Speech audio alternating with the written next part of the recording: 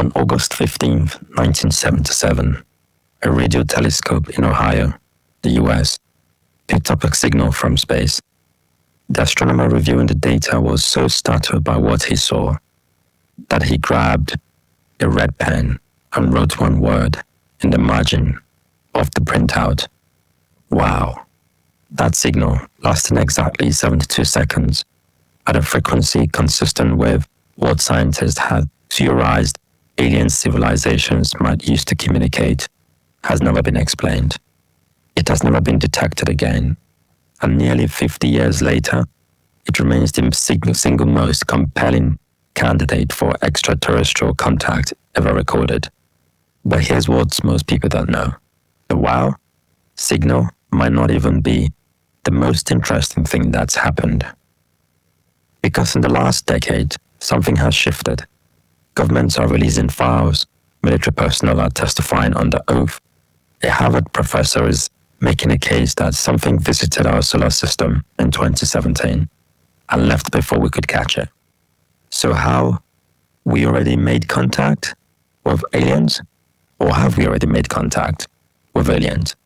The answer is more complicated and more unsettling than you'd expect. Before we get to the evidence, let's start with a question underneath all of this. Why would we even expect to have made contact? Here's the scale of what we're actually dealing with. Our galaxy, the Milky Way, contains somewhere between 200 and 400 billion stars. Astronomers now believe that most of those stars have planets. Many of those planets sit in what's called the habitable zone, the region where liquid water, and therefore life as we know it, could exist. In 1961, an astronomer named Frank Drake developed a formula to estimate how many intelligent civilizations might exist in our galaxy, capable of communicating with us. When you plug in even conservative estimates, you get numbers ranging from a few thousand to hundreds of thousands of potential civilizations. Right now, in this galaxy alone, and our galaxy is approximately 13.5 billion years old, life on Earth has only existed for about 3.5 billion of those years. Humans have only been around for a few 100,000. We've only been broadcasting radio signals into space for about 100 years. If even one other civilization in this galaxy developed 1 million years before us, and that's nothing on a cosmic time scale, they would have had 1 million years longer to evolve, to explore, to send signals. So in 1950, physicist Enrico Fermi sat down to lunch with some colleagues and asked what became one of the most famous questions in science. Where is everybody? If the universe is this old, this large, and this full of potentially habitable worlds, why haven't we heard anything? That question is called the Fermi paradox, and it has no clean answer. But some people think the answer might be, we have. So back in August the 15th, 1977, Ohio State University's Big Ear Radio Telescope was part of a project called SETI, the Search of Extraterrestrial Intelligence. Its job was simple: scan the sky for signals that didn't look natural. At 10:16 in the evening, it found one. The signal lasted exactly 72 seconds. The maximum window the telescope could observe any single point in the sky. It came from the direction of the constellation Sagittarius. It was a narrowband signal, meaning it occupied an extremely specific slice of the radio spectrum. Natural phenomena tend to broadcast across wide frequency ranges. A signal this narrow is kind of the thing technology produces, and it was broadcasting at 1420 megahertz, the frequency at which hydrogen atoms naturally emit radiation.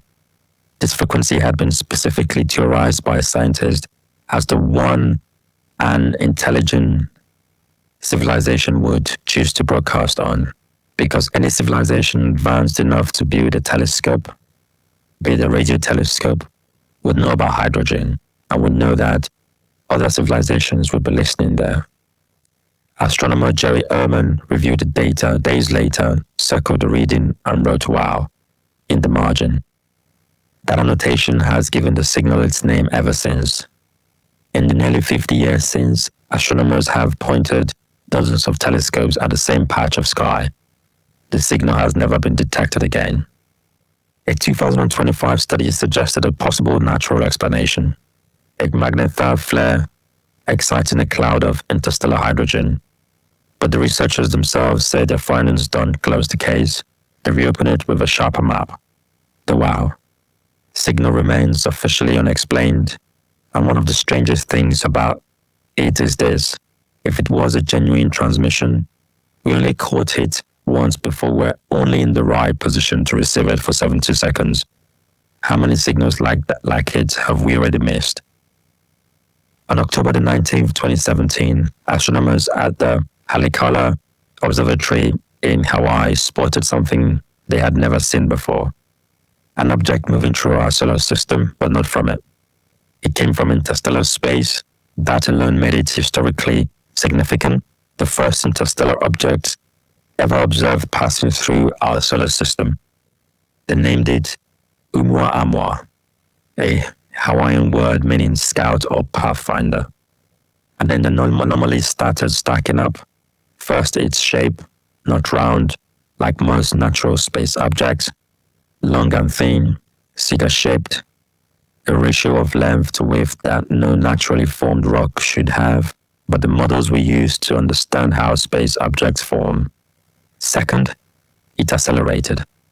As it moved away from the sun, it sped up in a way that couldn't be explained by gravity alone. Comets sometimes do this, as gas and heat them and pushes them, but Oumuamua showed no evidence of outgassing, no tail, no debris cloud, nothing. Third, it was shiny, far more reflective than most any natural object we've catalogued.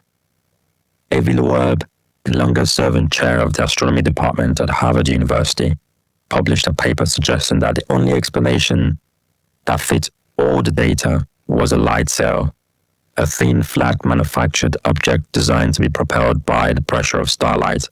In other words, spacecraft. Loeb was explicit about what that would mean.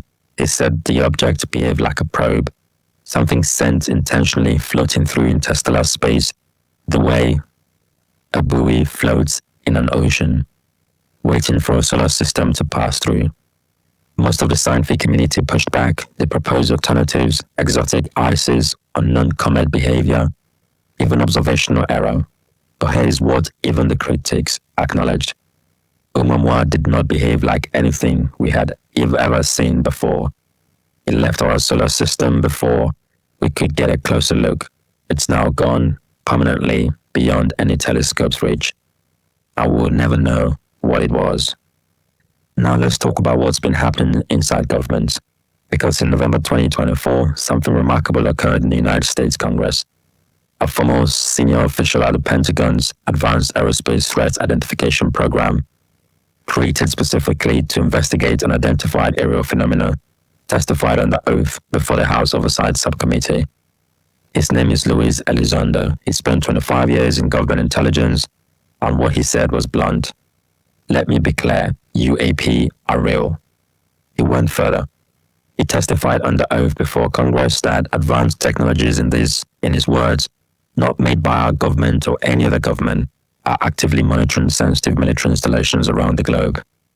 It claimed the United States is in the possession of UAP technologies, and that some of America's adversaries are too. This was not a fringe conspiracy theorist. This was a man who directed a classified Pentagon program, testifying to elected representatives on record. He wasn't alone.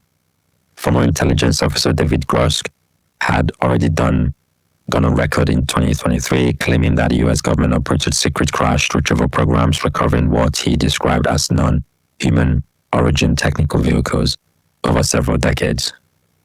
In May 26, the Pentagon launched what is called the Pursuit System, Presidential and Senior Reporting System of UAP's encounters, decades of classified files released to the public, photos, videos, military reports, witness accounts from astronauts and pilots. The files did not contain a smoking gun. No confirmed alien spacecraft, no bodies on display, but they confirmed something significant. The government had been tracking unexplained aerial phenomena for decades, objects that demonstrated capabilities, speed, maneuverability, acceleration that no human-made aircraft can match. And for most of that time, they said nothing publicly. Former President Barack Obama in February 26 said in a podcast that aliens, and this is a quote, real. He later clarified he had seen no direct evidence of contact during his presidency, but he also said that he chose his words carefully, that the odds are good there's life out there. Here's what the part we have to be honest about. Despite everything, the WOW signal, Oumuamua, the congressional testimony, the classified files, we have no confirmed, verified, universally accepted evidence of contact with alien life, not one piece. Elizondo's testimony, however dramatic, is unverified by physical evidence that's been made public. The WOW signal may have been a natural explanation. Oumuamua may be an exotic but natural object, but we simply haven't encountered before. And this is where the Fermi paradox becomes genuinely troubling.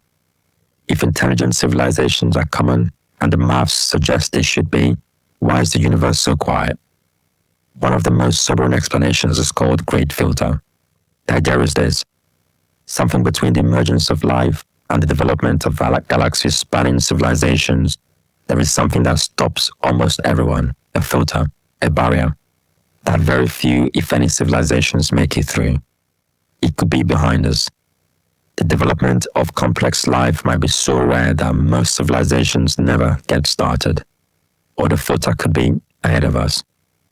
Maybe the reason the galaxy is silent is that every civilization, once it reaches a certain level of technology, destroys itself before it can reach the stars. The silence isn't evidence that we're alone. It might be a warning about what comes next. So, have we already made contact with the aliens? Honestly, we don't know. And that might be the most important thing we've ever not known. We have a signal from 1977 with no explanation, an object from 2017 that behaved like nothing natural ever has, sworn congressional testimonies from senior government officials, decades of classified files being quietly released. None of it is proof. All of it is something. What we do now is this. Every year our telescopes get more sensitive. Every year we detect more exoplanets, more biosignatures, more anomalies we don't fully understand. We've been broadcasting our existence into space for 100 years.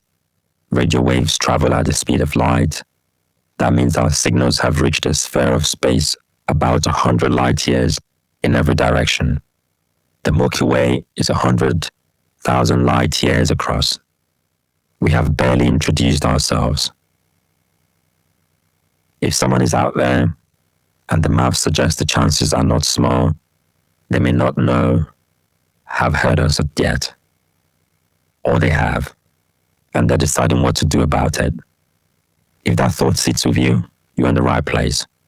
See you in the next one.